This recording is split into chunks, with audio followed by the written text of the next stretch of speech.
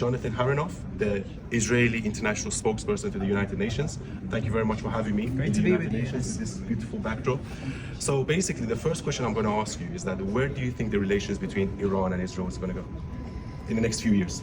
I wish I had a more positive answer for you. If we're talking about the Islamic Republic of Iran and Israel, I don't see relations improving. If we're talking about the people of Iran, the brave, courageous people of Iran who've been fighting for freedom, democracy, prosperity for the past 46 years, I hope that we have a brighter future. But while the Islamic Republic remains inside Iran, brutalizing its own people and sowing chaos across the region, I find it hard to believe that there'll be a brighter future between Israel and the Islamic Republic. How do you think we can overthrow the Islamic Republic?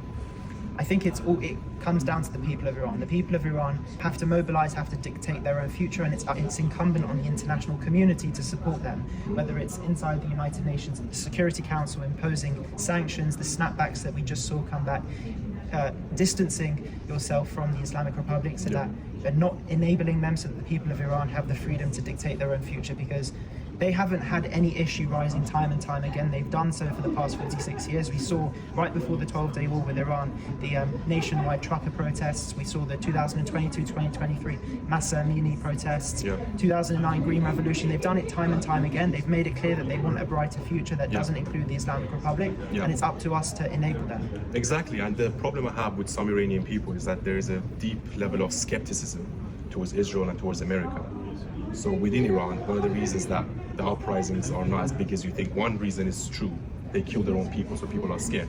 But another reason they don't come out as much as they should have, especially during the 12-day wars, is because they have this skepticism towards Israel and the United States. And they say, well, it was them that caused the revolution in 1979, so we can't really trust them anymore. And some of them have been brainwashed by this propaganda again, Palestine and Gaza.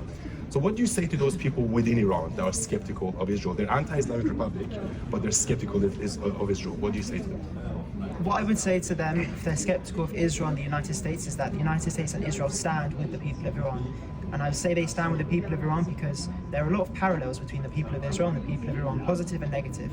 On the negative aspect, both groups of people have suffered immeasurably at the hands of the Islamic Republic, no one more so than the people of Iran. The people of Israel as well, both indirectly through the proxies and directly through the missiles, but also positively, Israel, the people of Israel, the Jewish people, have a history of peace and prosperity and collaboration with the people of Iran that stretches back thousands of years, long preceding the 46-year-old Islamic Republic. Israel has never stated that it has anything against the people of Iran. They adore them, they value them, they appreciate everything they do. That's why you heard all of these talks of Cyrus Accords, an expansion, an amazing potential expansion of the Abraham Accords. There's no enmity between the people of Israel and the people of Iran. No, I agree. What do you think the possibilities are of the Islamic Republic actually collapse?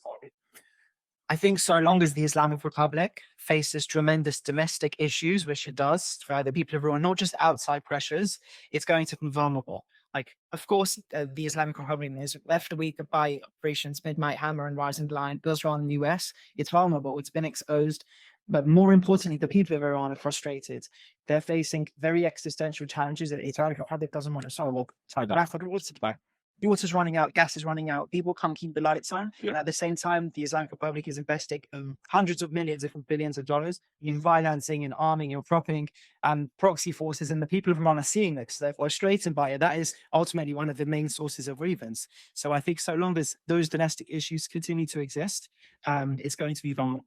Exactly. So what do you think of Donald Trump? Because I think Donald Trump never got the credit he truly deserved for what he done with the Abraham Accords. And if Joe Biden was a bit more magnanimous and actually he'd throw Trump's plan, we would have never had the war in Gaza, because I think the war in Gaza was a strategic chess move by Iran to destroy the Abraham Accords. But they don't know, they actually made a strong one. So do you think there was a strategic, also in the United Nations, strategic also corruption towards Donald Trump or towards the Abraham Accords? Because that plan was put through in 2019. Why was it not pursued by the Biden administration? Why was it not pursued by the UN?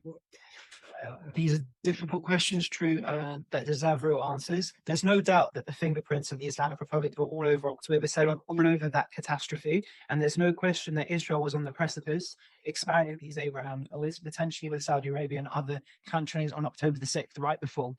And the Islamic Republic feared its hegemonic control in the region and wants to do whatever it takes to destabilize that. President Trump, in his first term, one of the hallmarks of his first term was incredible Abraham Lincoln. And I've seen that will mark up his second term in office now, is this breakthrough, this diplomatic breakthrough, hostage release. He deserves a tremendous amount of credit, not just the Nobel Peace Prize, but like actual international appreciation by the different UN. The places that weren't able to bring about this peace, President Trump almost single-handedly with his team, in close coordination and collaboration with Israel and other international farmers, were able to really bring about peace. And that's someone that deserves a huge amount of credit, wherever you stand with it. It's whispered, man, Republican, Democrat, up or down. Exactly. So my last question to you is, do you think the United Nations has become obsolete? Do you think these international institutions serve the purpose they're supposed to serve? Or do you think they're just there for show? I know you work for the UN, so maybe you can't answer the question directly as much as openly as you would. I think what is unquestionable is that the United Nations has tremendous potential, tremendous resources to do good. It still has the world is still watching. Unfortunately, there are agencies and individuals inside the UN who squander those resources and opportunities, focus almost like a tunnel vision on demonizing and delegitimizing Israel. But so long as it continues to be a primary diplomacy and engagement, Israel don't have a seat at the table. And there's no question that it needs change, it needs reform. But it continues to be the primary sport of diplomatic engagement. Okay, Jonathan Harounoff. I used to be with you. Thank you for having me, and I wanted to gift you a book that I just wrote about the incredible people of Iran. It's like if everybody do it. It's good. Unveil. Check it out, boss. You signed Iran, woman rights and life. Thank you. It's great to be with you. So there's US, Russia, China, France, and then you've got 10 elected members. The Palestinians and the Israelis aren't members, but we're here so often. The Palestinians usually sit here. The Israelis usually sit here. Interesting. And this is. Yeah. So is US, Russia, China, France, and then you've got 10 elected members. The Palestinians and the Israelis aren't members, but we're here so often. The Palestinians usually sit here. Right. The Israelis usually sit here. Interesting. And this is.